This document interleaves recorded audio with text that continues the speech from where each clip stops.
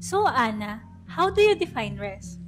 Before I answer that question, I remember when I was in my pruning season, talagang yung rest for me is matulog.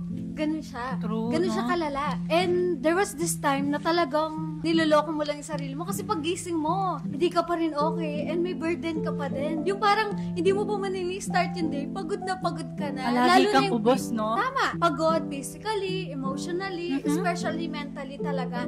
Yung sinabi mo nga na talagang ubos na ubos ako. True.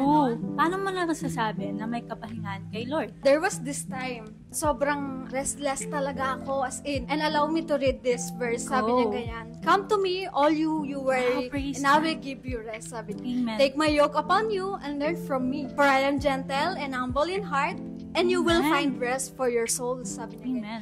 And alam mo yon, sobrang cliche nito. Pero dito, in-encounter ni Lord. And we can only find rest talaga through His presence. And we cannot move forward kung alam mo yon, may lagi kang burden. Pag lagi mong bit-bit yun, hindi mo makukuha yung portion mo sa Lord eh. And now, alam mo ba na for me, yung rest talaga is allowing God to restore you, to replenish you, di ba? Amen. And most especially, to refocus our hearts and mind. And through reading His Word, sobrang nagiging intimate yung relationship ko sa Kanya. Mas nagiging pure yung heart ko na, Lord, Amen. ito ako, pagod, ganun. Kasi ganun yung gusto ni Lord na nagiging honest lang tayo sa Kanya, di ba? And yun, alam mo, Kesh, add ko lang din. Sobrang gentle ni Lord. Ako doon ako natatouch kay Lord na hinintay niya lang talaga yung mga anak niya na lumapit sa Kanya. Hindi Kanya pipilitin. Pero alam mo yung pag naging honest ka sa Kanya, Lord, pagod na ako. Sobrang yayakapin ka niya. Lalo na in your lowest Amen, moment. amen. Hindi Kanya iiwanan. Ah, Amen. grabe. Sobrang Amen. God is sobrang good. God is good. Amen.